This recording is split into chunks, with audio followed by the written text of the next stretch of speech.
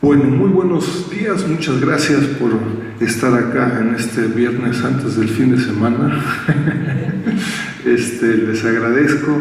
De nuevo les recuerdo, intégrense al portal ahí del CHIMEX, van a encontrar ahí en la cátedra, en fin, los PowerPoints que ha venido presentando el doctor Naughton, el audio y vídeo estarán en muy breve, están las lecturas que él propone para las respectivas sesiones, en fin, ojalá que lo pudieran revisar y de antemano les agradecemos por su que le pudieran dar. Hoy es entonces la tercera y última presentación del doctor Naughton y estamos muy contentos de contar el comentarista el día de hoy, va a ser el embajador Eugenio Anguiano Roch, que es además, no es casualidad, la persona también en cuyo honor y reconocimiento le hemos dedicado esta cátedra, ¿no? La cátedra se llama Cátedra Extraordinaria México-China Eugenio Roch Anguiano, ¿no? Entonces, muy contentos de que nos acompañe Eugenio con un tema sobre el cual ha venido trabajando desde hace mucho tiempo, y yo les recuerdo, el embajador ha sido 2 veces embajador en China y ha trabajado durante décadas en el Servicio de Relaciones Exteriores de México en varias embajadas. A nosotros nos interesa particularmente el tema de haber sido embajador de México en China. Él ha trabajado durante mucho tiempo en el Colegio de México, actualmente en el CIDE y también es miembro del CHIMEX, ¿no? Entonces la dinámica va a ser una presentación de unos 45-60 minutos por parte del doctor Barry Naughton y unos comentarios de alrededor de 20 minutos parte de Eugenio, ¿no? Para después tener tiempo de un cambio. So thank you very much, Barry, for your time again, and please. No?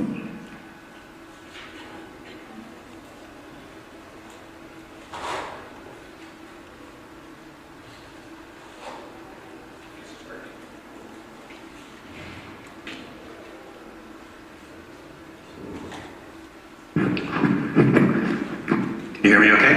Yeah. Great. So it's a great pleasure to be here. Those of you who've come for the third of 3, thank you very much for sticking with the course of lectures.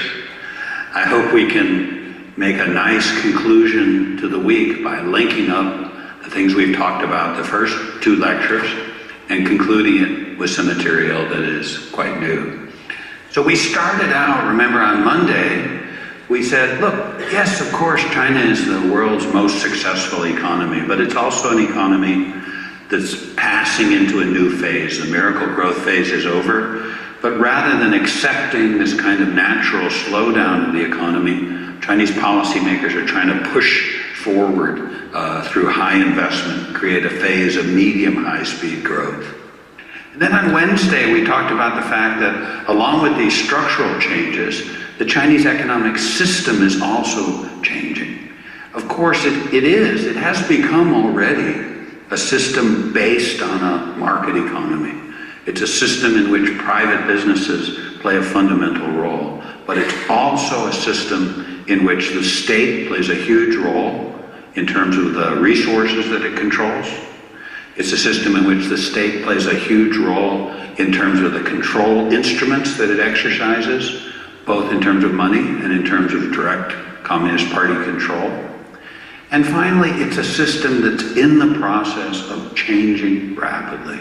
It's not the case that as China has kind of moved out of the most rapid growth, that system change has also slowed down. No.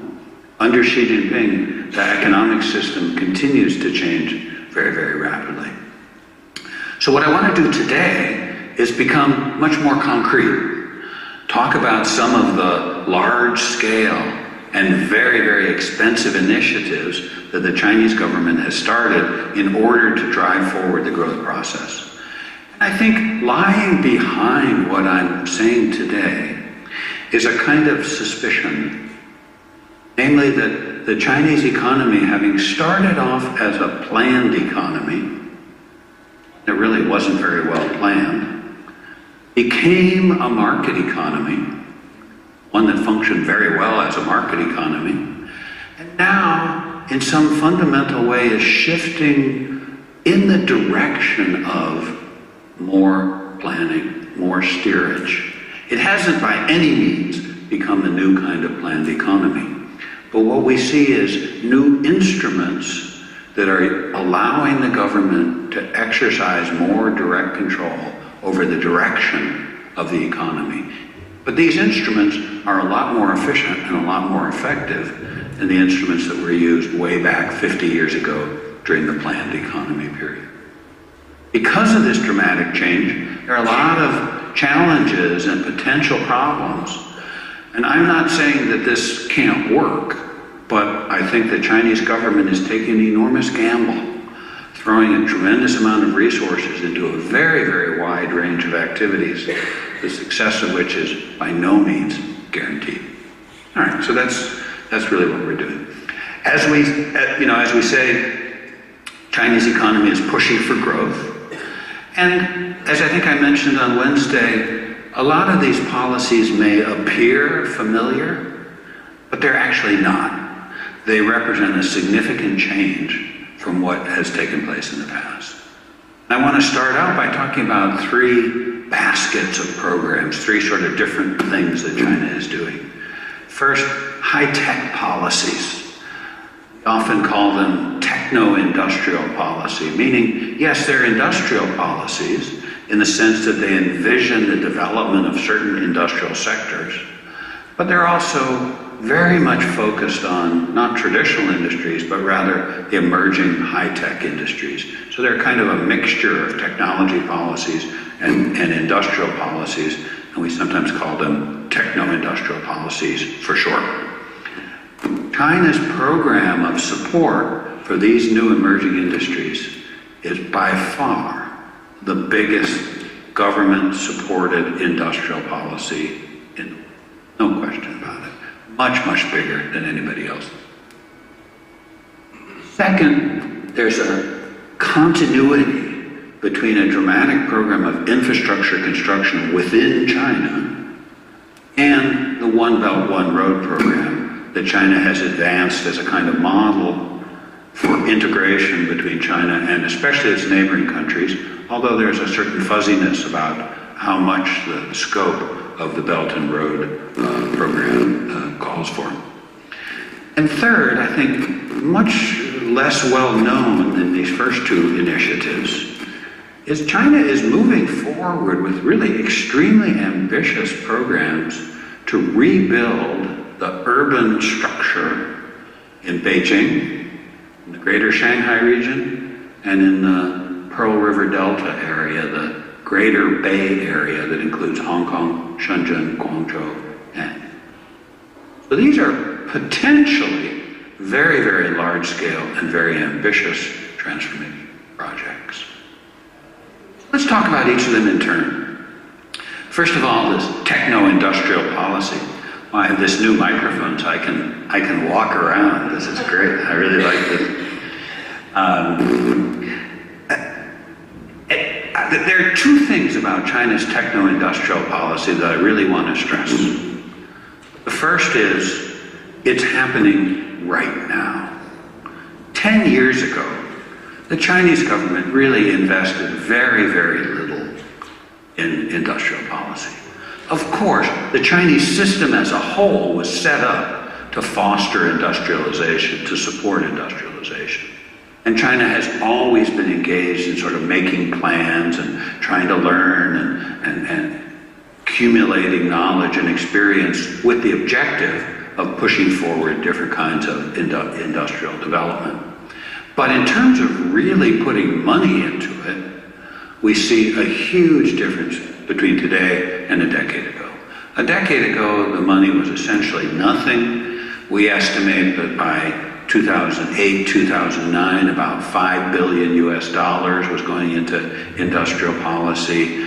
By the turn of this decade, it had become $100 billion, which is a lot, but for an economy of that size, not especially extraordinary. And then today, we're probably talking about 300 to 500 billion US dollars being channeled into industry. So it's a big effort, and it's one that's ramped up extremely rapidly. Second, the coverage of this is astonishing. If you think of a high-tech industry that is going to be important in the world today, I think without exception, you can say that the Chinese government is putting money into it. I can't think of one that's outside this. Of course, the magnitude of the effort differs in different sectors according to the importance the Chinese government puts on it, but it's amazingly across the board. So this is not a focused policy. There we go. Got it. Thanks. So when we say, so here's one sector that's clearly very, very much a priority: semiconductors. We'll talk about this more a little bit later.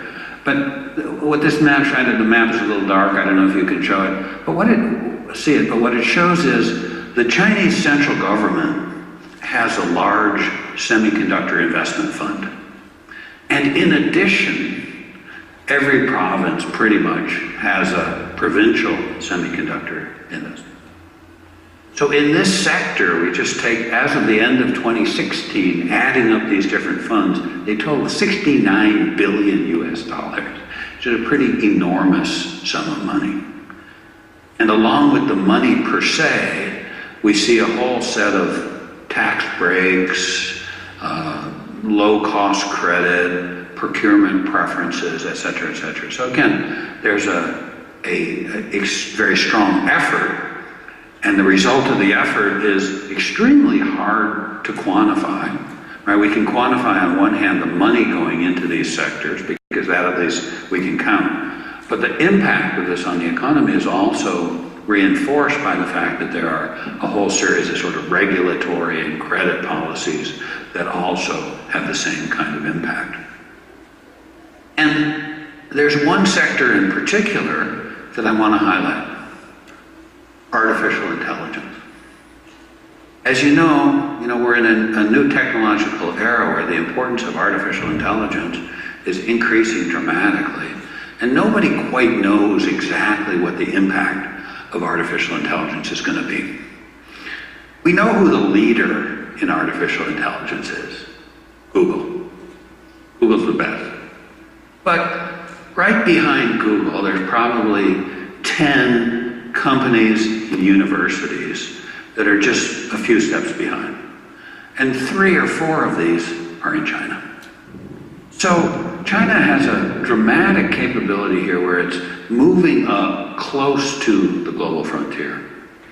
But that's not the only reason why we pay attention to China in the area of artificial intelligence. The other reason China seems so significant in this field is that when we look at artificial intelligence, what we see is 2 things seem to matter: processing power and data. Big data, the more the better. And some of the latest developments in artificial intelligence are quite striking because essentially people learn how to create programs that say, teach yourself, right? Say to a computer, teach yourself, here's the data. And I mean, this sounds a little goofy, but IBM, which was the first company to teach a computer how to win a chess game, has now found out that they can actually be more successful in training computers to play chess if they give them fewer instructions. Say, computer, start playing and replaying games. And when the computer does that and is rewarded for successful games, it actually teaches itself a learning algorithm that's better than the one that IBM engineers programmed it with a decade ago. Now, why does this matter in China? It matters in China because A, there's plenty of processing power, but even more important, there are huge. Chinese data sets are bigger because why? There's more people. There's 1.3 billion phone users. Same number as there are people. That's probably true in most countries these days, but there's a lot more China. Chinese people do a lot more of their commercial operations on their phones. If you've been to China, you see one of the amazing things about China. People use their QR codes. They go to the restaurant. They hold their phone in front of a scanner at the table at the restaurant. Boom, they're done. That's it. No nothing. Much bigger commercial database than Amazon or Google or anybody has, therefore resides in the Chinese cloud. Privacy protections in China do not exist.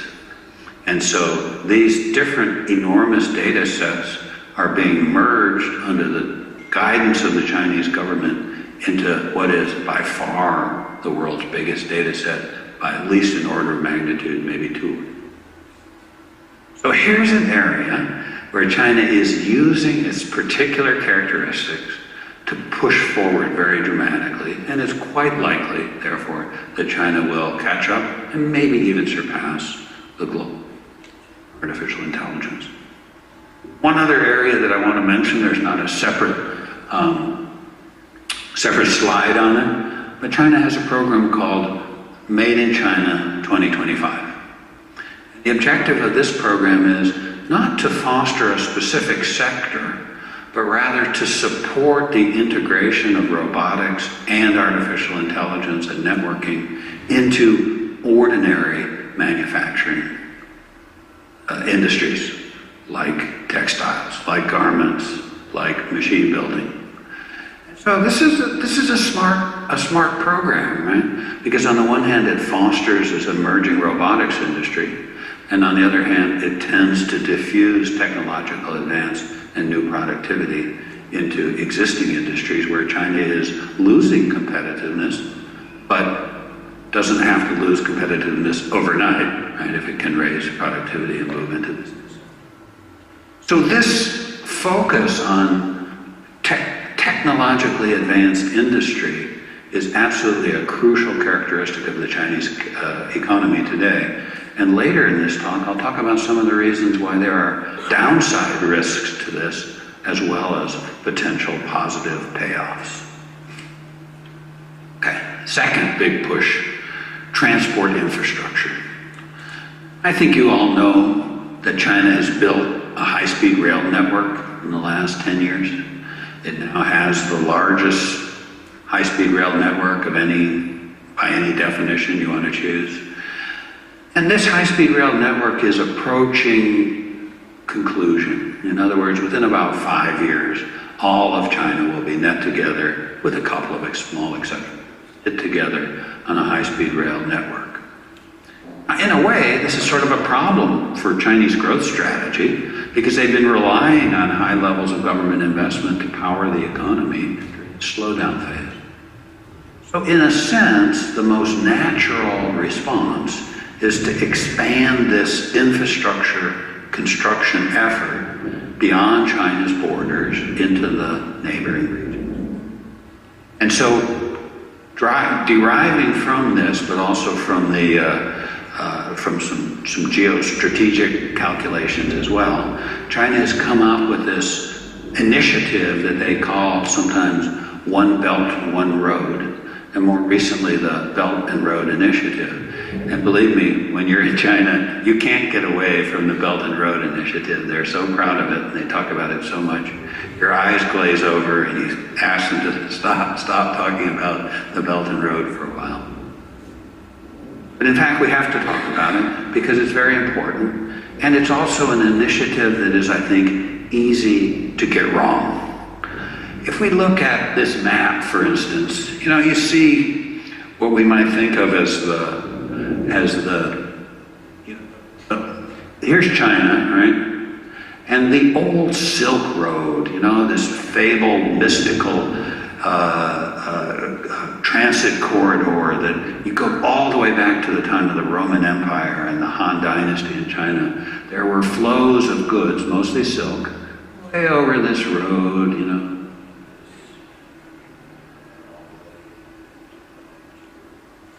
It's a great thing. the Belt and Road Initiative, the road refers paradoxically to a seaborne communication that goes along. So it's a highly packaged initiative. But if you think of it as a way to link China and Europe over the center of Asia, you're thinking of it wrong. Because the objective is not so much to connect China and Europe over, after all, there are plenty of ways to ship goods from China to Europe and back again. What's far more important is that this is a system to take a central China, think of that as the hub, then link it with spokes that connect to the neighboring countries in different ways. I'm sorry, it's not an accident that this map is only available in Chinese. This is how they talk about it in China. When they talk about it in English, they talk about, the Belt and Road Initiative controls the whole world and will link us up to Europe and its this historical legacy. But here's what's really important, right? Is linking up China to Southeast Asia, linking up China to Myanmar, possibly in the next step linking China to Bangladesh and India. And of course, here's a very special one of these spokes, to Pakistan. Why do I say that's special? It's special because on the one hand, it's really, really rugged terrain. You know, you're going over some of the highest mountain passes in the world. There is a road over there now, but it's very, very difficult. But of course, it's a connection that has both economic, diplomatic, and strategic significance. China-Pakistan relation Pakistan is probably the best friend that China has, especially if you think of North Korea as a friend that you wish you didn't have. And so these two countries are the most enthusiastic about creating this spoke. And so the Belt and Road Initiative is really primarily about linking the giant Chinese economy to these contiguous economies through a series of different connections. Think of it that way, not as a belt and a road, but as a hub and a spoke. And in fact, when you look at Southeast Asia, it's not even clear exactly how many corridors there are. There's probably 3, right? From this hub at Kunming in southwest China, you've got one hub, one route that goes down through Myanmar, one route all the way through Vietnam, and one route that'll probably go first through Laos and Thailand, and then. So that's going to be a new world, because these areas of the Asian continent have never been linked with modern infrastructure. Now, back in the 19th century, the French, of course, French controlled Indochina, right? The French built a railroad, a little antique narrow gauge railway from Hanoi up to Kunming. Then imperialism collapsed, right? And so there was no further development in these border areas, but they're not that rugged. They're going to be integrated. It's going to happen. And China's going to lead the process through the Belt. How big will it be? We're not sure. They've been pretty careful so far. One of the things they're interested in, and you'll see how this links up with our later discussion, is how much of the financing burden can be shared. If you're building productive infrastructure, there's a lot of investment capital in the world looking for projects to participate in. Of course, what the Chinese would like to do would be to move slowly, raise as much funding as they can outside China, blend it with Chinese financing, and carry out this long-run, hopefully sustainable construction process. So the third is the reconstruction of these main urban centers. I think the people know the most probably about the first of these, because outside Beijing, policymakers have already selected a completely virgin area to be a complete new city called Xiong'an New District.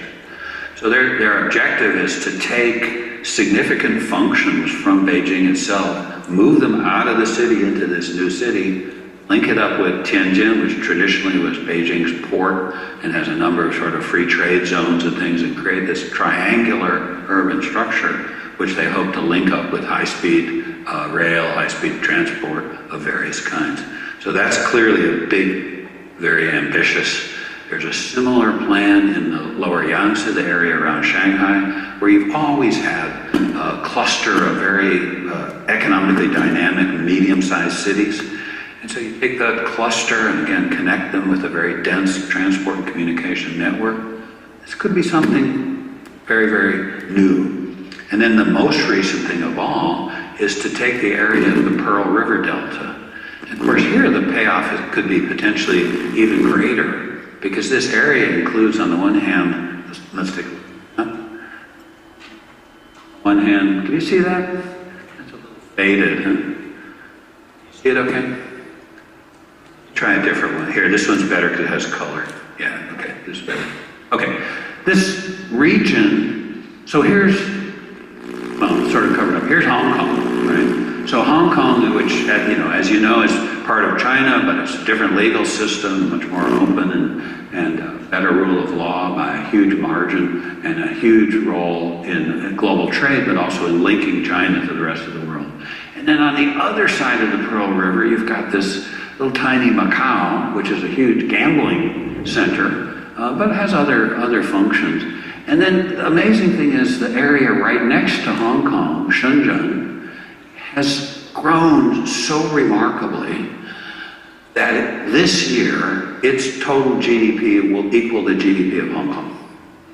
And it's very much a high-tech center. It's where the headquarters of Huawei are.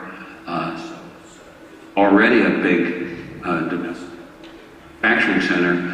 Dongguan hasn't done as great lately, but it's also a big center more for labor-intensive stuff. Here's Guangzhou or Canton, which used to be the center of this area. So the idea is to invest in lots of infrastructure to link this whole area into what they call a Greater Bay region.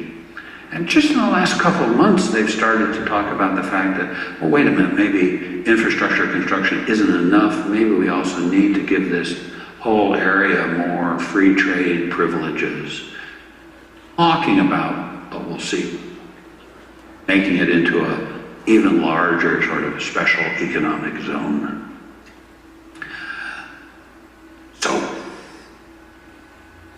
gamble, right? We are talking about commitment of hundreds of billions of dollars. You look at these programs, you have to say, each one of them individually is pretty well conceived. Right? There's no program here that you'd look at it and say, oh, that's stupid. China can't do this. But when you aggregate them, the level of commitment and the speed with which this commitment has been increased can be quite troublesome. There's no question some of these things will succeed, right? But we don't know which ones. The ones that succeed will change the world. They'll change every sector that they impinge on.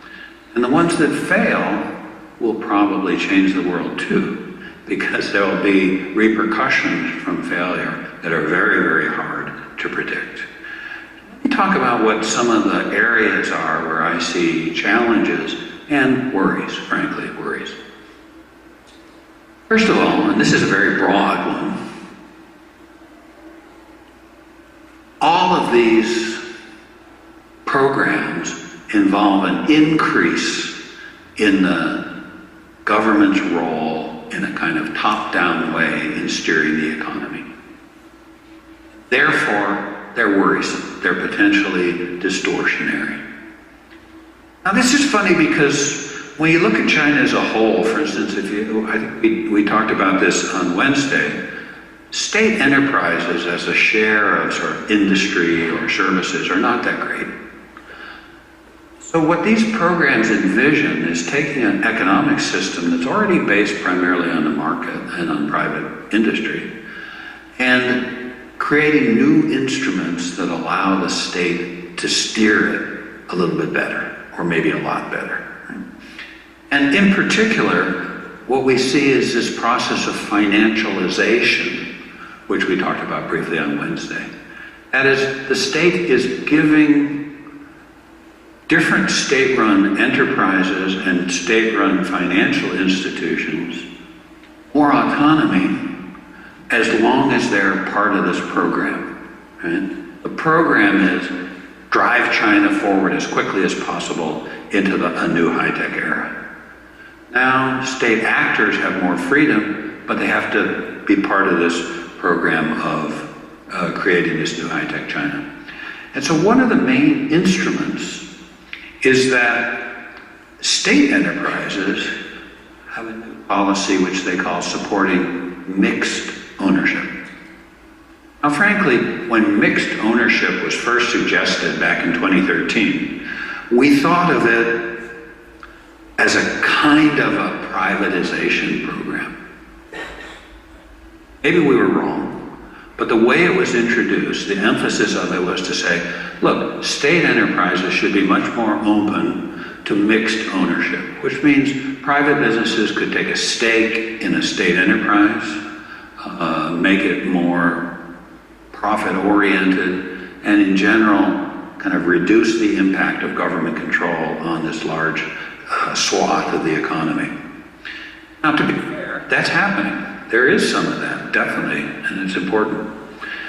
But the other part of mixed ownership is that increasingly state firms and state financial institutions are being encouraged to take a stake in what were formerly private institutions. It's kind of a pact with the devil. Let's say I have a thriving private high-tech company. Government comes to me and says, you're very promising, and we'd like to put $10 million into your business. What can I say? Of course, on one hand, I'm happy. Of course, it's $10 million, I can use it. On the other hand, that means I'm going to give a stake to the government. And so the government's stake is expanding this way, and I'll give you an example of how that's happening. It's happening in specific instances, and it's happening more generally through the creation of a set of funds that we group together and are called industrial guidance funds. So the Chinese government sets up these funds because it's trying to emulate, in some ways, Silicon Valley in the United States. As you know, in Silicon Valley, right, most financing of new enterprises takes place through venture capitalists, even angel investors who invest in even earlier startups, or in private equity firms that take a stake later and then restructure and launch into IPO. What China has done is to say, hey, we can do that too. In fact, the government can create these funds and leverage government money by attracting additional funds, sometimes from banks, sometimes from other companies, and then use these funds as the key financial driver of these ambitious techno-industrial policies. Give you an idea of the scale of this. This is pure illustration of the funding scale of all in government-run industrial guidance funds listed in a database maintained by Zero to IPO, which is basically a Silicon Valley type data collector. And so there are really two things I want to show. The first is just look at the shape, right? We're going from essentially zero in 2014 to something a lot bigger at the end of 2017. Now, what is this number? The number is 8.75 trillion renminbi, which equals 1.34 trillion US dollars. Now, this is not actual investments, right? This is the target fundraising scope for all these funds added together. So it's two steps away from being real investments, right? It's two steps because first the funds actually have to be raised, and then they actually have to be spent. So in some ways, is less than this. But on the other hand, this is just things we can actually count. And there are lots of things we're missing, and there are funds that don't have precise scope for fundraising. Most of these funds are domestic, but they're also allowed to operate internationally. They're also involved, as we'll see in a second, in takeover of high-tech firms in various parts of the world. So, look at that. In other words, there's a wall of capital coming down into the Chinese high-tech industry. It's amazing. Here's what they look like. You know, we just sort of went through a bunch of their mission statements, and as you can see, half, maybe a tiny bit more than half, are high-tech oriented. Not all of them, right? So some are more traditional local government funds to develop the local economy. And here's just an example that I've been talking about in the States because it relates to a case that was kind of well known in the States. What you've got here is a kind of simple pyramid. At the top is one of the small number of central government controlled state-owned enterprises. There's only 100 of them. Each one is huge. This one is called China Reform Holdings, or CHIN, and it was converted into what they call a state capital operations company, meaning it's supposed to be a financial conglomerate and be specialized in sort of restructuring companies and investing in new companies. And so they have a subsidiary here, and then that subsidiary has a subsidiary called China Venture Capital, which is incorporated in Hong Kong. And then China Venture Capital has a subsidiary in California, 100% owned, called Canyon Bridge Capital. American company, 100% owned by China Reform Holdings. And the reason this became so well known is Canyon Bridge made an offer for an existing American semiconductor company called Lattice Semiconductor. And at that point, people started to go, wait a minute, who is Canyon Bridge? Well, wait, and okay. And so the chain of control sort of became clear at about the time that the United States started to get very nervous about a whole series of acquisitions made by Chinese companies in the semiconductor. So in fact, this acquisition was blocked by the American so-called CFIUS, which reviews incoming foreign investment on national security ground, only national security ground. So you can see the chain of command is pretty clear, but it's also embedded in a much more complex set, right? Because China Reform Holdings, brings in additional funding from other places, including China's official foreign exchange reserve. They're trying to put work by investing them in some companies. And I promise this is the last one I'll show you. I know you can't really absorb it, but this is another one of the 100 centrally run state firms, China Aerospace, Science and Tech. So that's obviously a kind of dual use military and civilian firms. They have their own investment firm that's parallel, but look, they also co-invest in something that has subordinate funds. So these are sort of funds of funds. Actually, this strange color, I'm not sure what you call this color, but anyway, that represents the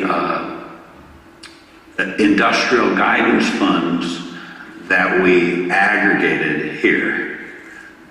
This 1.34 trillion US dollars is the aggregate of all of the funds like this that we can find. And so they're like a fund of funds that then has a specific round of venture capital raising as one of the things on the portfolio. So, wow, that's quite a structure, isn't it? It's probably, well, it's certainly a lot more efficient than the old way of doing things. Because these funds can find their own investments, support their own investments, and if they're doing well, they'll get their money back when a subordinate fund is perhaps listed on the stock exchange. Number two, on the other hand, there's this sort of implicit competition for resources. Of course, the basic rule of economics is you look at the opportunity cost of things. And these investments have a big opportunity cost.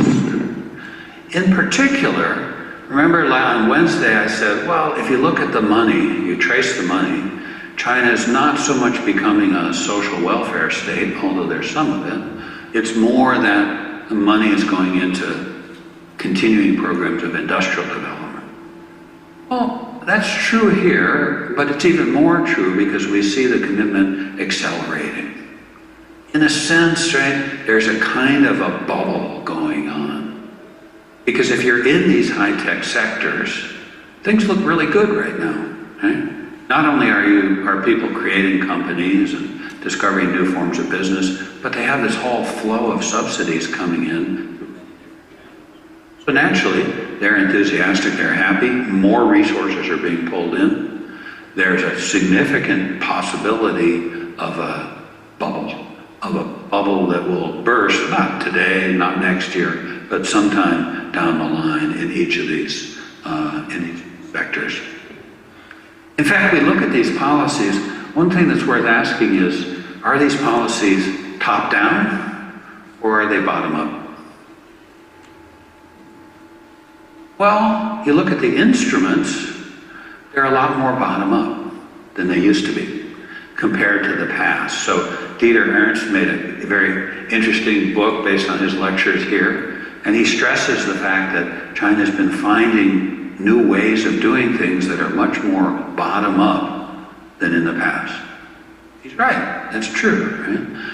But at the same time, because it's policymakers at the top who are feeding resources into this system, in a way, it's more top-down too.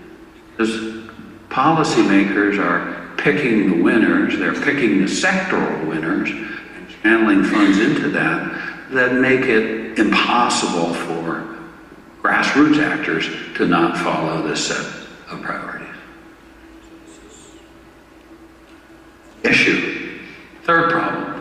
What's the incentive structure? Think for a moment about how venture capital works in Silicon Valley. They say up here, venture capitalist knows that most of his investments will fail. The great thing about venture capital is it uses the depth and diversity of capital markets, match certain kinds of investors with certain kinds of risky investments. Venture capitalist knows most of his investments will fail, but he's okay with that. He's got other investments that are a lower return but are much safer. And so he takes this diversified portfolio and he says, if one of my firms pays off, that's going to might become the next Facebook, might become the next Uber. It's going to allow me to profit even though the other 19 fail. That makes a lot of sense if you're playing with your own money. If you're a government fund that's playing with the people, different incentive environment.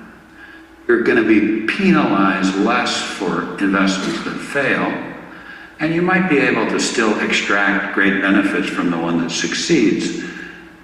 But I worry a lot that the incentive structure for this kind of fund is not going to be got right. And so it means that money will flow into these funds in a way that sort of sets up, not all of the funds, not the highest profile funds, but that sets up the majority of lower quality funds for a kind of failure. Cost of that, essentially, in the long run, gets paid by the taxpayer in China. Remember, we saw on Wednesday, people in China pay a lot of taxes. 40% of GDP goes in one form or another sector. When these investments flow into an individual sector, it attracts entry, it creates overcapacity, and that means shakeout when it finally comes is worse and more difficult. Typical thing for economists to worry about, but still, it's a real thing. All right, here's a different topic. Technology risk. Now, we started out on Monday talking about the end of the miracle growth period. One of the features of the end of the miracle growth period that we actually didn't talk about much, but is I think integrally related, is during the miracle growth period, you can copy. Most of what you're doing in the rapid industrialization process of miracle growth is, after all, copying. You're building garment factories and building, even something sophisticated like automobile industries. These are very difficult and insignificant, but they're still basically copies of what takes place in the advanced.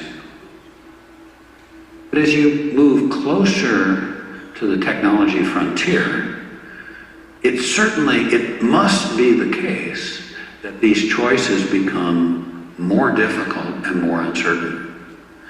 And so in a full market economy, that's why we kind of shift these choices off onto a venture capital area where people acknowledge these high risks and take them.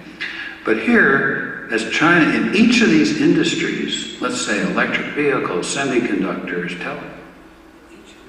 areas, there are significant technological risks. We don't know which technology is. So China is in the situation essentially of choosing particular technological paths. That has two, and of course it's risky, right? It's risky in two ways. The first is China has long collaborated with multinational corporations in developing their transnational production networks. One of the strongest examples of this, of course, is the iPhone. As everybody knows, the iPhone is put together in China, but it's put together in China from components that come from all over the world, almost none of which are produced in China. So processors that the US from Taiwan, screens that come from Japan, lots of components that come from Korea. These high-tech policies essentially say, we don't want to do that anymore, because we want to be in control of what they call the core technologies. So we want not just to take over the assembly of the iPhone, but we also want to be producing the highest technology integrated circuits that are at the core of this sophisticated device. Now, China's a big country. It can do both, right? There's no question. In the short run, it can do both. It can assemble iPhone, it can make Huawei handsets, and it can make this cool kind of super cheap handsets that sell in India for $25, right? So China can do a lot of things at once. It can, as we say in English, it can walk and chew gum at the same time. But by focusing so intensively on core technologies, certainly moves away from collaboration with global production networks. Creates certain kinds of protective barriers that make cooperation with other companies in the rest of the world less feasible. Actually, I'm only going to give you one example instead of two. I'm going to first example, we can go back to it if we have more time. Electric vehicles. If you're interested in electric vehicles, you probably know the big bottleneck, the big holdup in electric vehicles is the batteries, right? For decades, people have been working on batteries, and yeah, they get better, but not as fast as other things have moved forward. So China has said, electric vehicles. This is like cell phones. We're not going to be in a position that we are in with iPhones, where we just assemble electric vehicles using somebody else's batteries. We're not going to do hybrids at all, because we already know that the Japanese are way ahead in hybrids. So forget about hybrids, that's not going to happen. And we're not going to do hydrogen fuel cells because we don't know anything about hydrogen fuel cells, so those are not acceptable either. So we're putting all our money onto batteries. What kind of batteries? Well, if you follow this sector, Tesla did two things. They produced a luxury vehicle, and they also doubled down on traditional kind of batteries. Nickel, I think I got it up there, right? NiCad batteries, nickel cadmium batteries. They're the same as what's in your cell phone. In other words, it's kind of like, we can't do any better, so we're going to go with this. That's what Tesla is doing. That's what the Chinese are doing. They're going to produce 10 times the battery capacity of Tesla. Those factories are actually under construction right now. The biggest one in Fujian province is huge. Battery sector. Is this smart? Well, time will tell, right? We'll see who wins. The worst case outcome is that China creates an enormous amount of nickel-cadmium battery capacity, qualities that are not that high. It depresses the market all around the world and creates oversupply, and a new technology comes along that actually works better. There are a lot of people who think hybrid engines actually work better than 100% electric vehicles. Why is government committing so strongly to a technology choice? Might pay off, but it's risky. We look at it all from a kind of macro standpoint. We see the basic context. We're keeping investment high while the return to investment is. We saw on Monday, right, a simple measure of the productivity of investment has been going down. That might indicate that making the transition from an old style economy to a new style economy takes a period of transition. Maybe it's unavoidable that the return to investment drop for a while.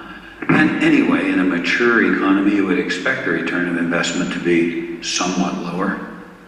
But again, it's a gamble because these investments have to be financed. Once they're financed, they have to be repaid in one way or another. There's my iPhone demanding more attention. It's not enough that I show it to you once. More attention. And so this means that China's financial problems might get worse instead of getting better. As you probably know, there's been a group of sort of so-called China bears for the last, actually almost 10 years. They've been wrong for 10 years, predicting that China's debt and financial problems will get worse and cause problems. They've lost a bunch of money betting against China through various kinds of financial instruments. But just because they've been wrong for the last 10 years doesn't mean they'll be wrong forever. And it has a very high debt load, and these policies are going to increase that debt load. China so far has been able to slow the growth of debt, but it hasn't been able to substantially deleverage or reduce debt load in the economy. So if these policies follow through and create a whole new wave of debt, that's going to be a problem. And here's my last point about these policies, that they increase international conflict. I mean, after all, in some fundamental sense, we think of China as integrating into the world economy initially in a situation where China's overwhelming comparative advantage was in labor-intensive production, because China had low wages and very capable workers. Now, as China upgrades so rapidly, it's increasingly in competition with the developed countries. Every one of these high-tech sectors is a sector where a developed country thinks that it has comparative advantage. Every one of these high-tech sectors has an element where there's already competition among developed countries, and to a certain extent, the developed countries believe that they have a set of rules, or in some cases, sometimes explicit agreements, other times sort of informal rules about how this competition should look. China doesn't fit that at all. So around the world, alarm bells are going off. Can China succeed? Will it succeed? Will it threaten our position? Is it playing fair? Is it okay to put all this money into this situation? And believe me, the disquiet in Washington is and rising. Now it's hard to perceive because President Trump is there sort of at the apex of this, saying all these, essentially irrational and nonsensical things about the relationship between the United States and the rest of the world. And so U.S. policy is unpredictable if we look at President Trump. But if we go down a level, what we see in Washington is many different groups who are worried about China in a way that wasn't true before. So we see incremental policies percolating upward, and two of them are going to become effective this year, one way or another. The U.S. is going to impose import constraints on steel and aluminum, probably within weeks, and the U.S. is going to greatly expand its vetting of incoming Chinese investment, primarily based on a security screening standard. So these two things are going to happen, there's no question about it. We don't know how the Trump administration will package them. There's a lot we don't know about these policies. They are definitely going to take place in some version. So we're going to see a world very soon where there's pushback against China from the United States and probably from Germany and Japan. So this is going to be different. It's going to be a new world to work in. At the same time, Belt and Road makes a lot of people nervous, right? Because Belt and Road is two different things at the same time. On the one hand, it's a clearly beneficial program of infrastructure construction. No question, right? There are real economic benefits from finalizing the Asian transport network, connecting all of Asia to Singapore. That's got payback.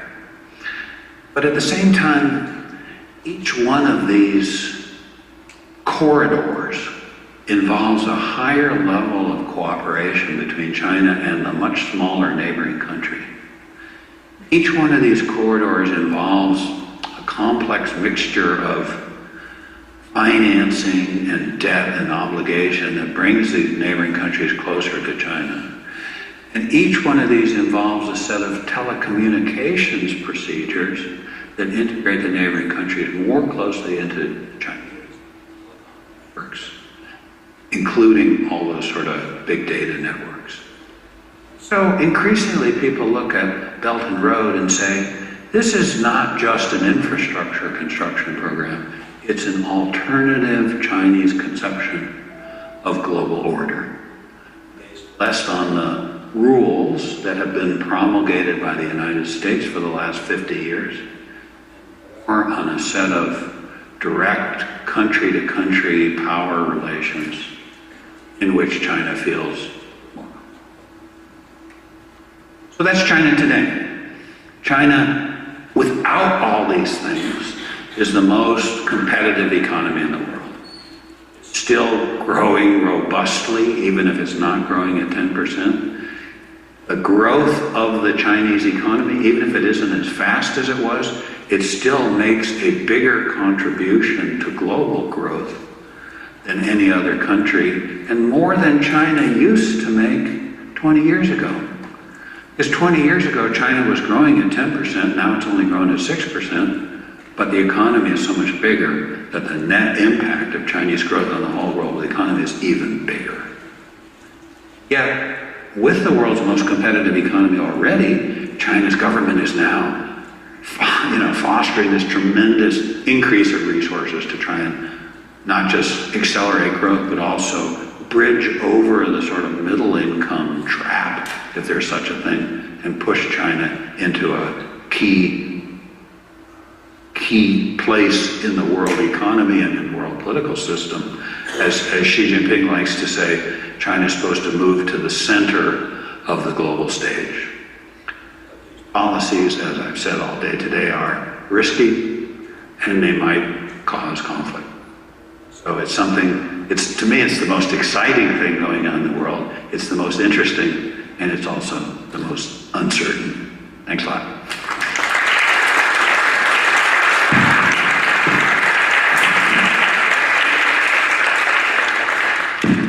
Okay, so we will continue with some comments by Ambassador Eugenio Anguiano.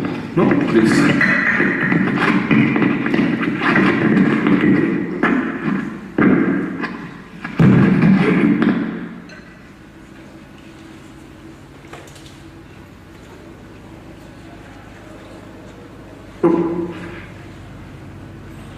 Realmente yo me siento apabullado cuando hablan de la cátedra que lleva mi nombre, y lo único que se me ocurrió al responder a ese avallazamiento fue decir, bueno, es mejor poner mi apellido materno castellanizado. En lugar de Roch es Roch. Well, I think we have arrived to the end of this cycle of 3 lectures, which is a fascinating cycle.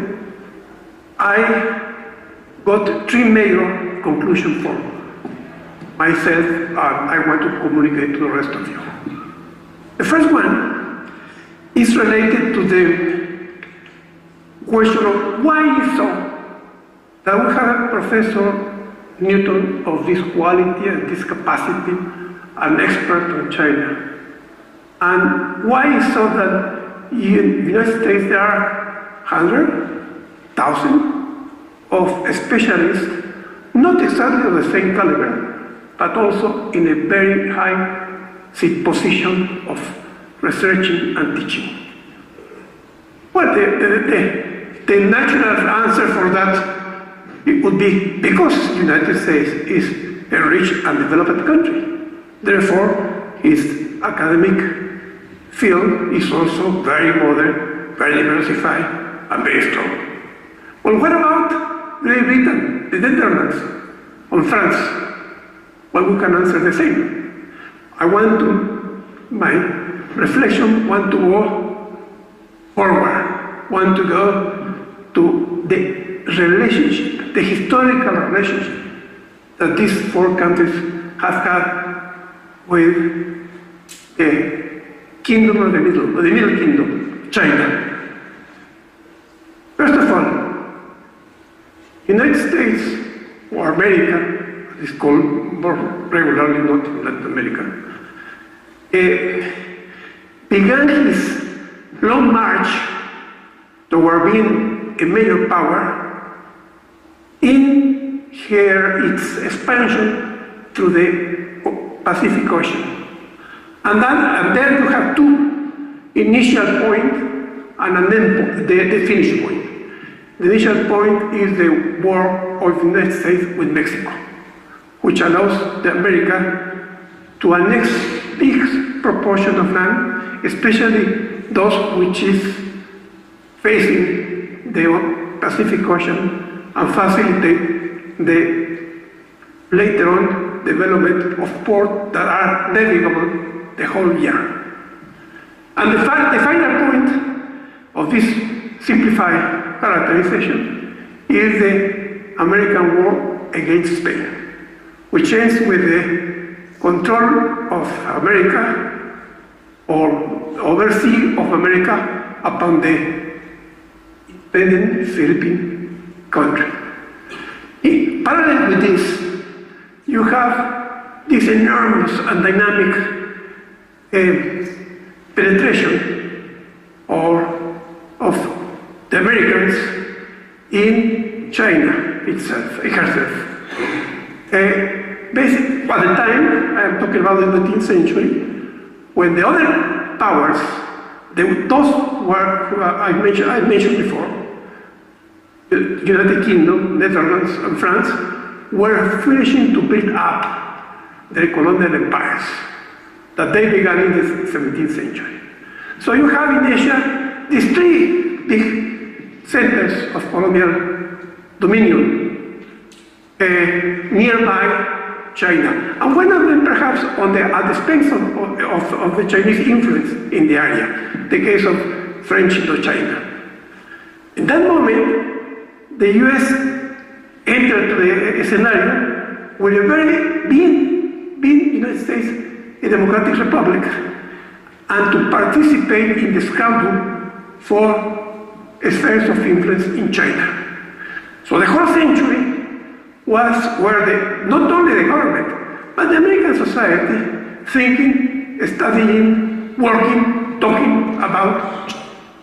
The 20th century was even more dramatic in my view, because at the first part of the century, the United States was working on helping or collaborating and benefiting from the development of the Republic of China under a very difficult and chaotic international situation, which means basically the Japanese intervention in China. Well, and also another factor that it is the Bolshevik victory in Russia, and 2 years later the creation of the Comintern, and 5 years later the establishment of the Soviet Union. All this together, plus the presence of Imperial Japan in China and in the project to dominate East Asia, means that in all these countries you have the force to develop a very strong academic centers to study this area, to study China, and to produce people like Professor Barry Naughton. Well, what a country like Mexico would do if we want to develop this kind of specialization, apart of saying, well, we have to develop first. Well, apart of that, I mentioned only 2 things. Mexico has a certain historical relationship with China.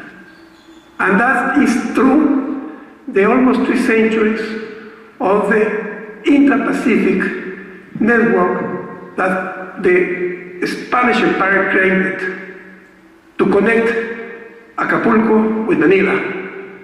Through this commercial flow came also a flow of cultural knowledge, artistic knowledge of China, not directly, but through the Philippines and through other actors that participate in this huge experiment of trade integration. But this is one heritage we have in Mexico on historical relationship with East Asia and China. And the second thing is that we should have the incentive to when I say I refer to the country, to the government, to the academy, to really look for a diversification of the Mexican interest when we are seeing the effect of the Trump government. And also not only because of that, because we need to diversify our capabilities. And in that sense, we have to create this kind of scenarios of discussion of specialization, if I might say that. Well, this is one of the conclusions I brought from your conferences or from your lectures. The second one is more directly related to the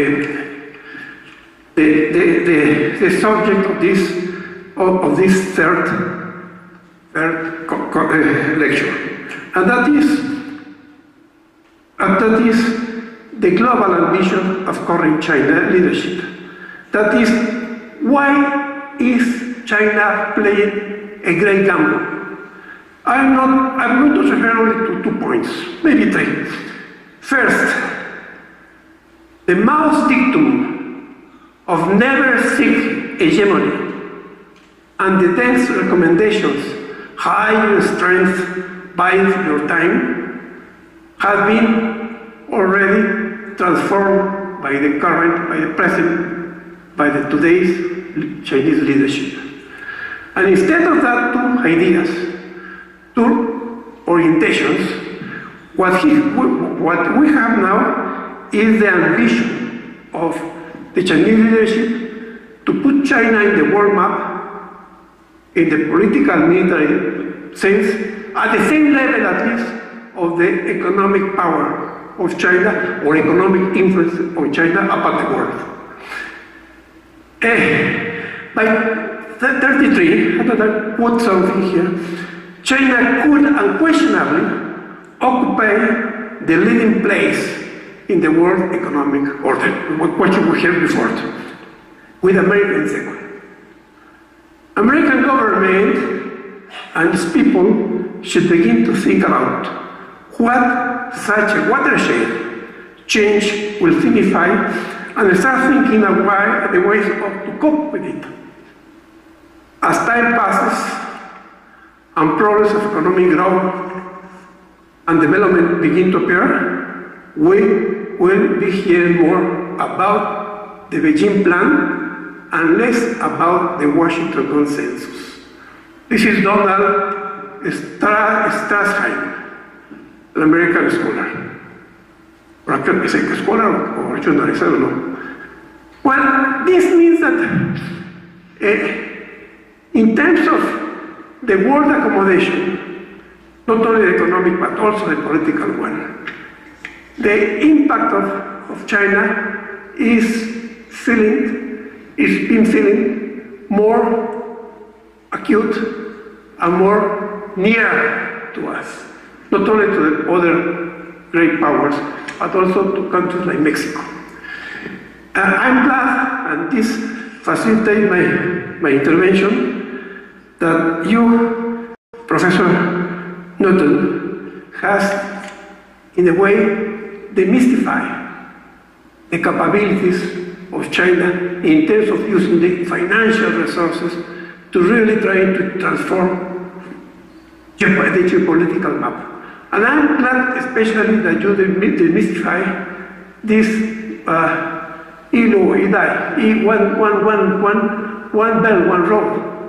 Because when you see the points and the figures of this project, in general, by the media, especially by the Chinese government pushing up of this project to everybody, for the knowledge of everybody, you feel that this is a huge phenomenon. And you have seen how the figures are less, and the scope are also shorter that we can think. And finally, at this point, I also want to mention that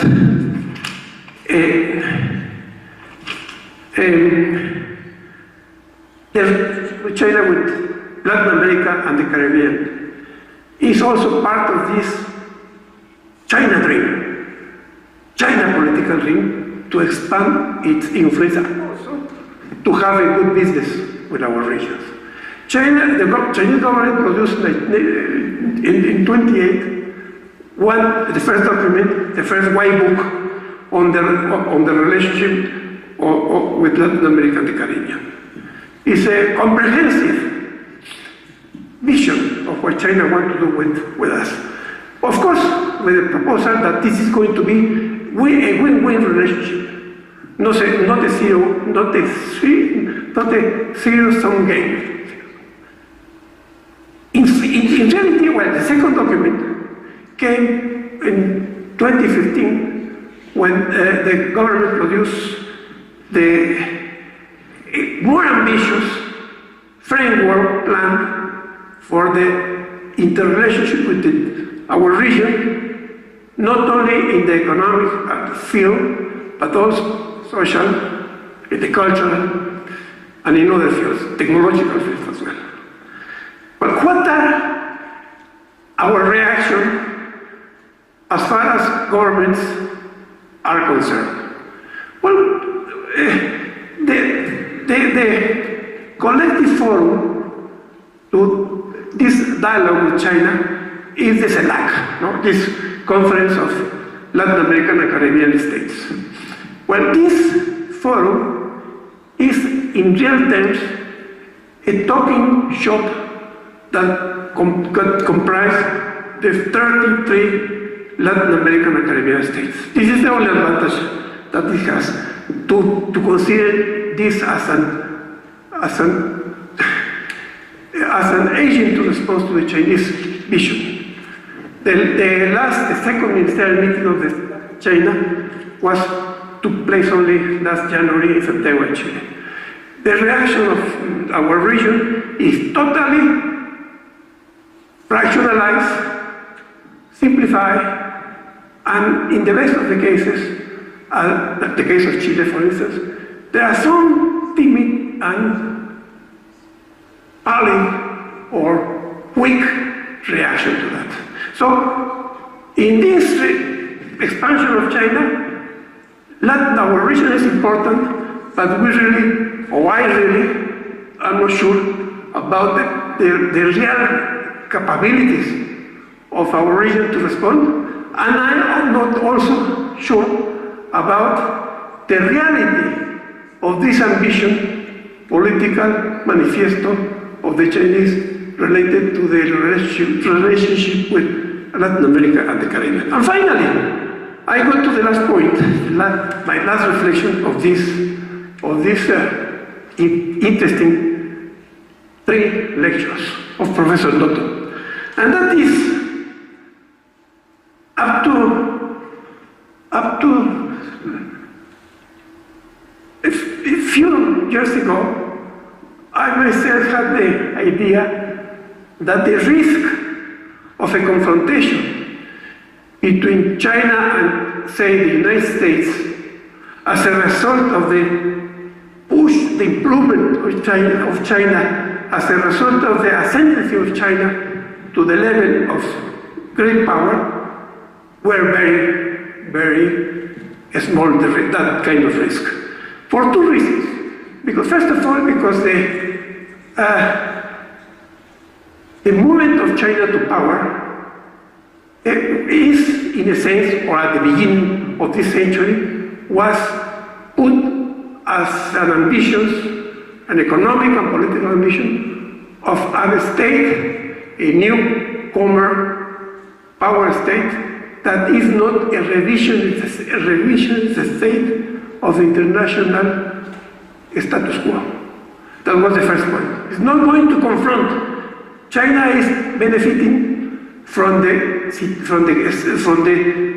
international political order as it is now today. And the second point was that, in my view, China was and still is far away to be really a global power. Not only in the economic sense already is a power, but the military and the political capability of influence and maneuverability on moving and gaining with political is, in my view, far to be the same of a big power like the Europeans or the Americans. But now, after listening to all this development of China, especially after seeing this political gambles coming from the innovation of China, from his push to be a technological power, you see this what is called Made in China 2023 is a document, and I quote also what the European says, this Made in China is a forceful and smart challenge to the leading economies of today. And all these 2 factors, this economic element, plus the ambition of the Chinese leadership to ask the international recognition of China to be a big power, has made me change my initial, doubts about a risk of confrontation. Now, I finished my question, my own doubts with this interrogation mark. Is it possible that in the medium term, in this century, China and US would go to war? I haven't done too much thought about the possibility that the Americans would react not only in the type of preventing war, not only economic war, but also the real war. I haven't thought too much about that. But if, so as some people say in the last century, that the history of the China-American relationship in the 20th century, in the first half of the 20th century, would be the same of that relationship with the United States and Japan in the first half of the 20th century. Therefore, that US has to fight the Japanese in those years and finally to defeat them at the end of the Second World War. It's going to be the same situation now in the 21st century, but changing the actors, China with the United States with China instead of Japan. I don't like to make this kind of speculation, but I leave this open question mark. Going to be a risk of war or not? Thank you very much.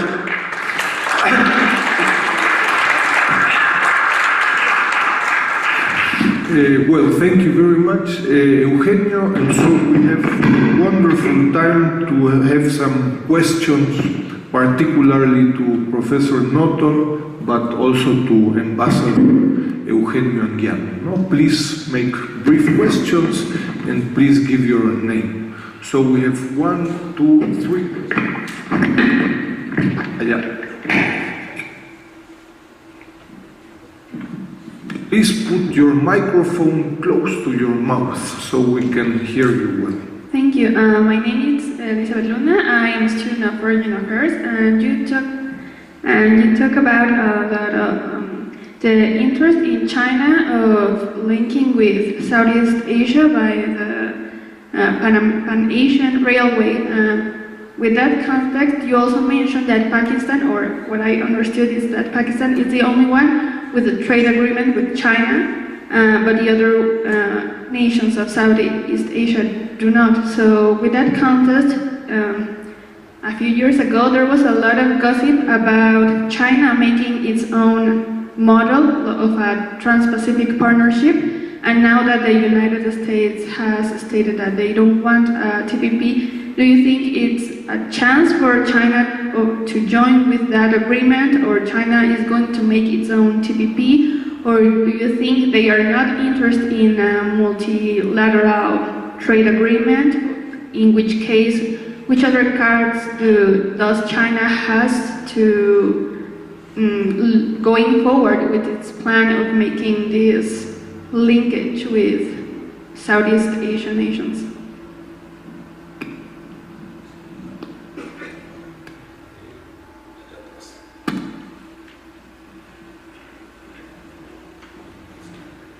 Good afternoon, Professor Naughton.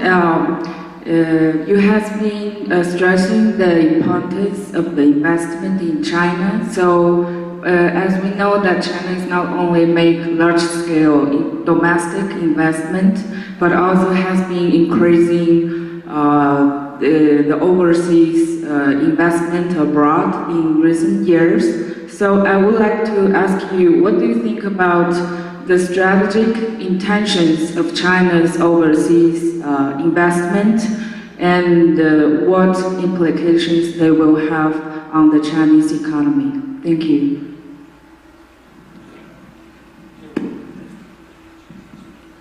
Good afternoon, everyone. My question is to you, Professor Bolton, is that if you could give some insights into perhaps what implications the impending US restrictions on Chinese steel on other goods will have for China's domestic policies, possible China reaction, and perhaps if you could say what does it mean for China's quest to be recognized as a market economy from the US?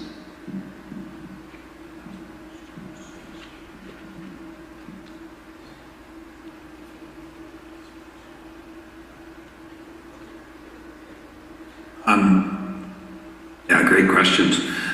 So, I mean, a lot of questions and also the ambassador's remarks, you know, really raise the issues of the kind of deep changes going on in the international system and how that's going to work out. And of course, we don't know how it's going to work out.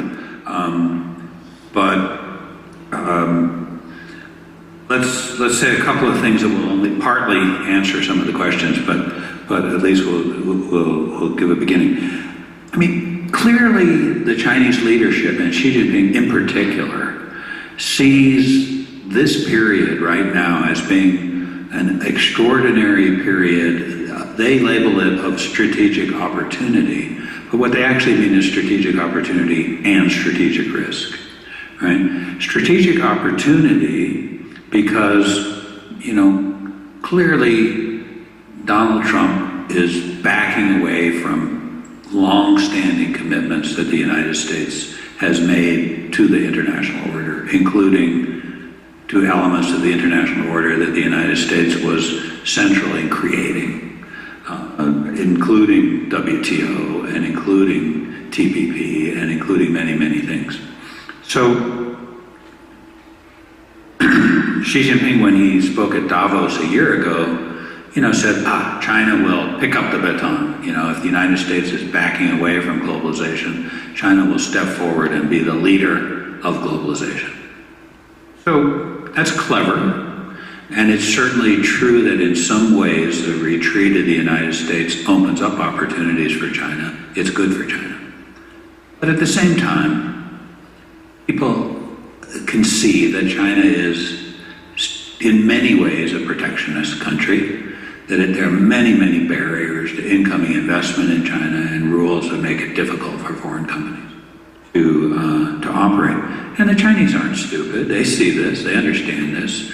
So a very much unresolved part of Chinese policy right now is to what extent should China, in fact, move to open its economy more so that its role as a leader in this sense will be more plausible and more effective.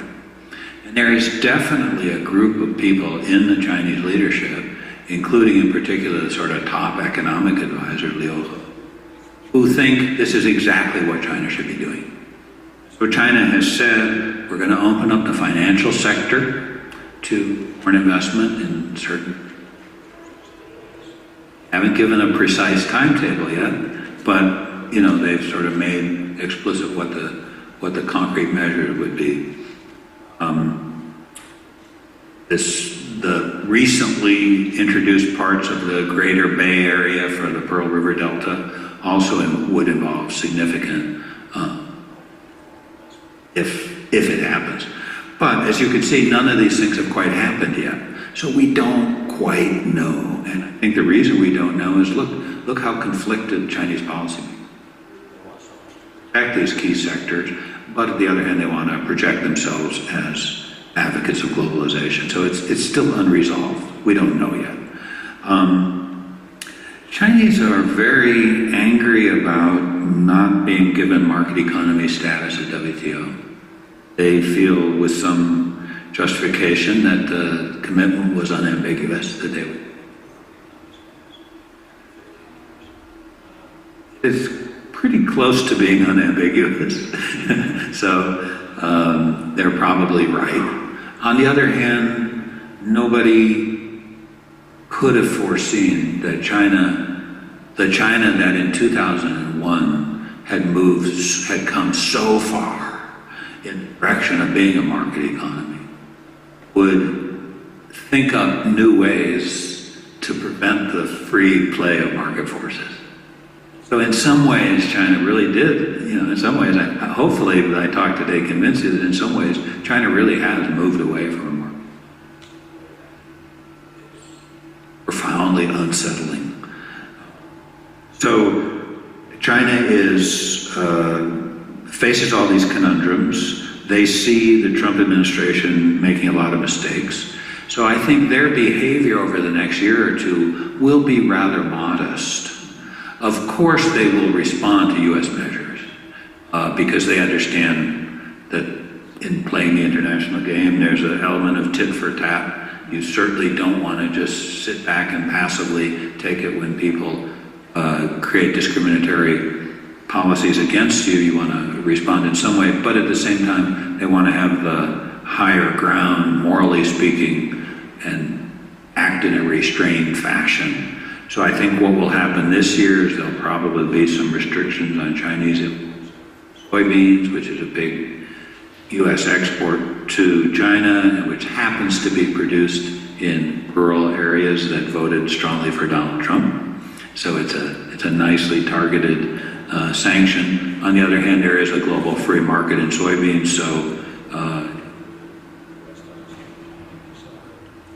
there are countries who would have bought from Brazil and Argentina who are now selling to China. So it's a measured kind of response. I'll probably do some things to make Apple feel a little uncomfortable without totally disrupting that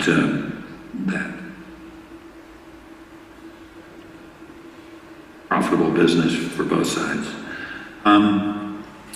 Chinese foreign direct investment has a lot of different motives. There's a big part of it that's private, that's capital looking for escape, but also looking for profitable investment opportunities. There's definitely a component of it that is technology seeking, and which was trying to acquire high-tech companies in Europe and the United States.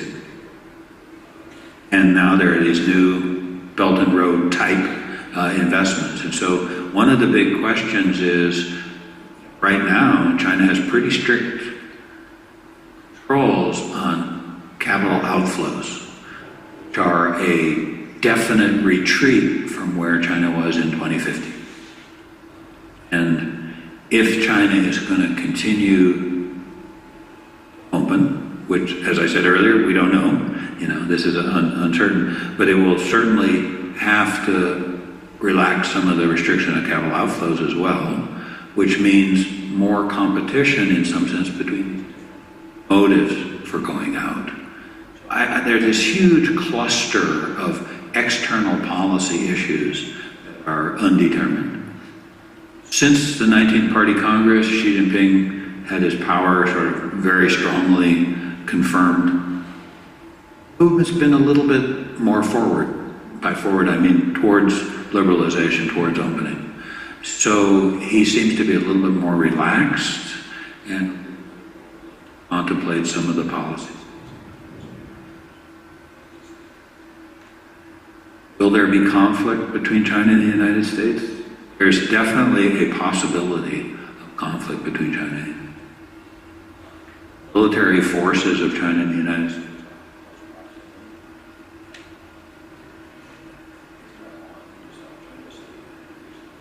In North Korea, even if nobody wants it, accidents happen, and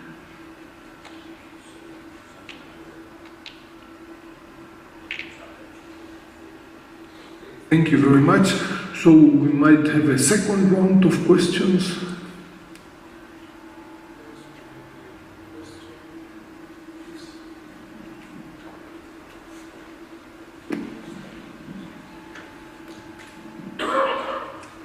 Thanks again for such an excellent and interesting presentation, Professor. I'm just curious about one particular point that you mentioned about increasing influence of the Communist Party when it comes to board decisions for state-owned enterprises, and the fact that they are able to mobilize a tremendous percentage of the national investment towards certain specific sectors. In a way, this influence can direct policy towards certain developmental goals, although not along the lines of what you would describe as a planned economy of the former decades.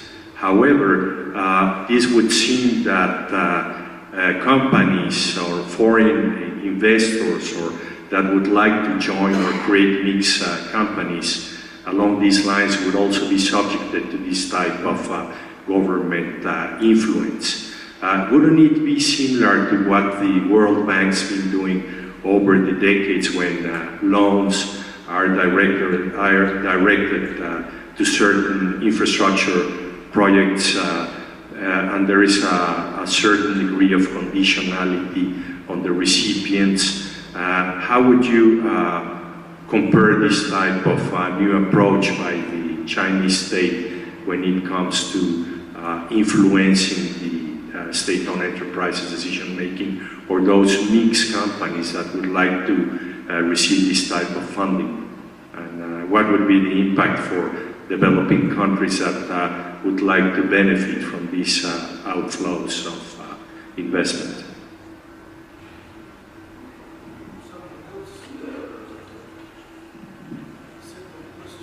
And the third one.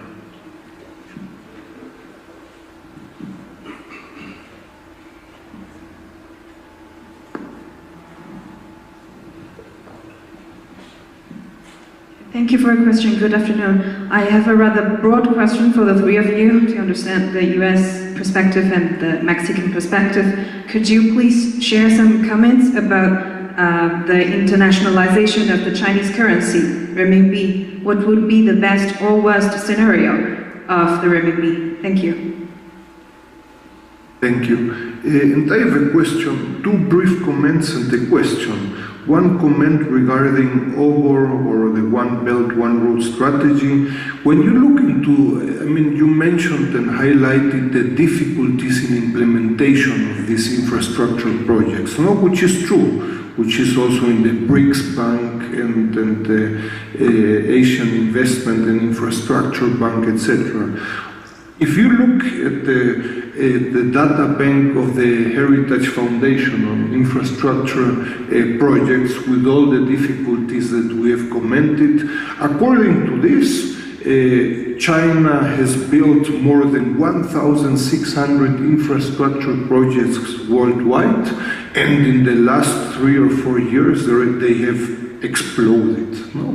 So I would say, independently of the bank, there is something cooking and something going on.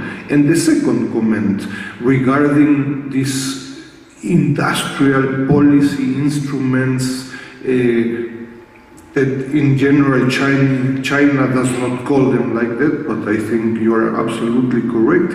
Of course, the incentive today, and let's put it that way, the background in the last 10 or 15 years, and I think for the Chinese leadership, is that these instruments in China have been, in general, extremely successful.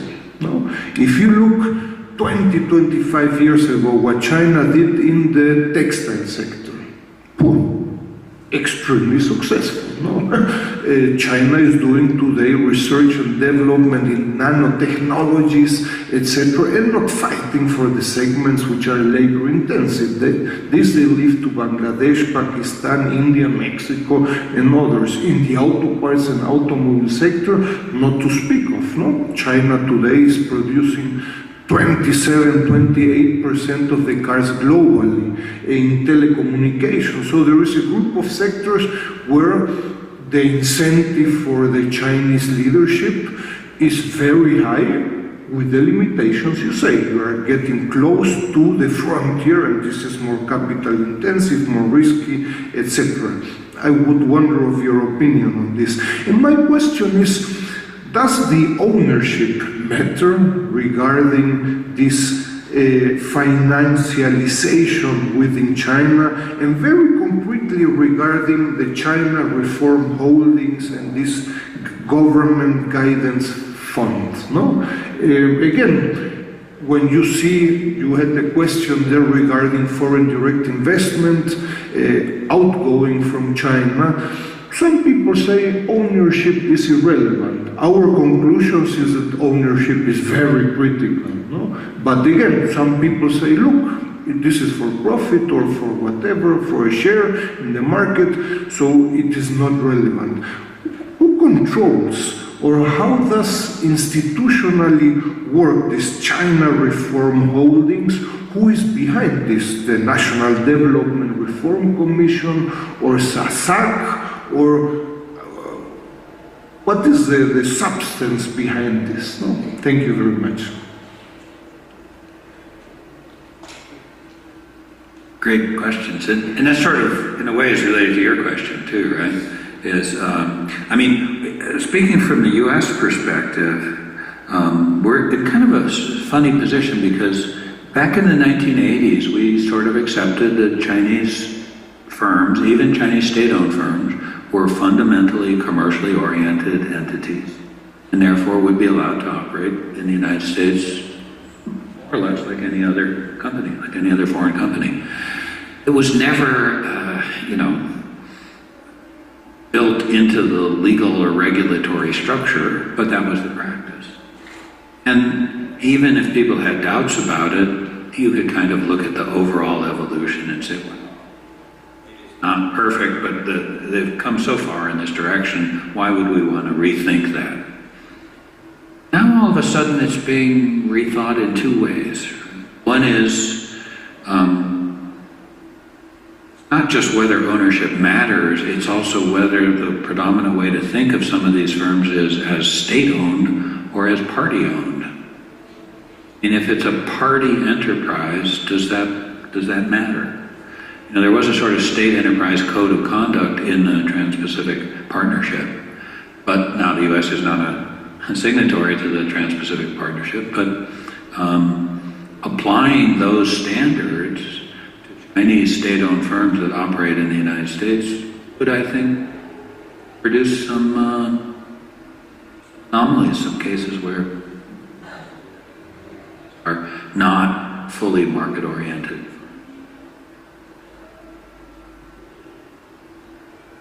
Incorporating other objectives besides commercial ones.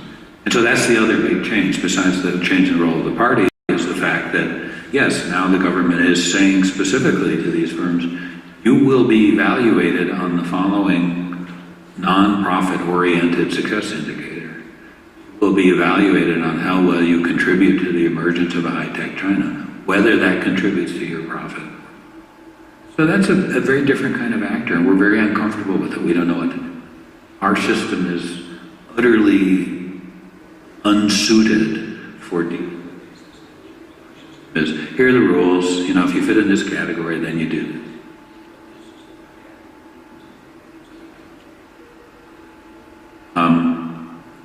But I should say, I mean, people are having this conversation in Washington every day, without a clear answer. And so, you know, the first thing we'll see is use the security screening mechanism, but that doesn't answer the fundamental question. Second best.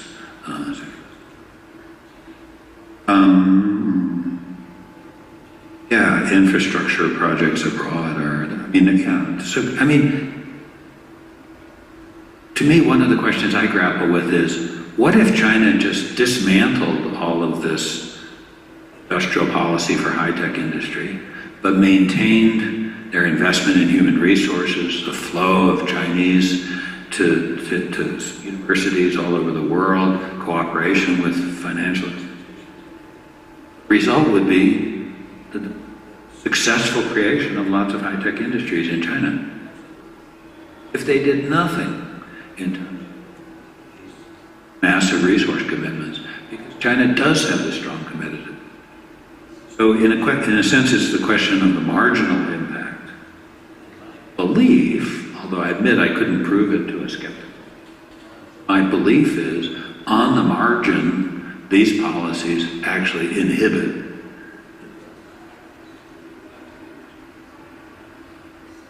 It sort of fits with my broader picture that a little bit of industrial policy makes a big difference compared to zero industrial policy, and more still adds, but maybe not so much, and then beyond that, that there is not just overlapping and sometimes contradictory large-scale government industry. Chinese renminbi internationalization right now isn't going anywhere because there's not really any genuine economic motive. And if you want to use it as a reserve currency, then you need to hold Chinese bonds. And the bond market's been growing and moving towards better operation. There's still got a long, long way to go. Hold reserves, you want those reserves to be secure. If you have a problem with Chinese bonds, nobody in the world thinks that the Chinese legal system is going to treat you fairly and adjudicate it.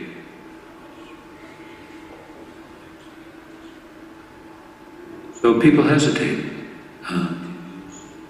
Currency as a reserve currency, a little bit, of course, for diversification purposes. Once the Chinese currency stopped appreciating, people outside China stopped holding it because it was mostly a speculative play. So until China resolves this earlier issue of how much further we're going to go in opening, have to resolve that complex of issues first, including opening up capital outflows.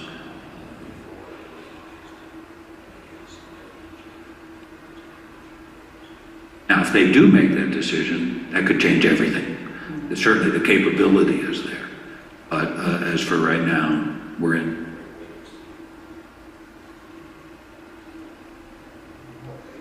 So I think with this we finish 3 fantastic days. No, we are very happy with the audience. Thank you very much. We invite you to look at the videos, audios. Please look into the webpage of Cechimex. You will find a good group of publications of former persons that participated in the professorship, also of Anguiano, and I would highlight that you integrate yourself in this very important discussion in Mexico yesterday, today, and particularly in this year. No? Thank you very much to Professor Naughton.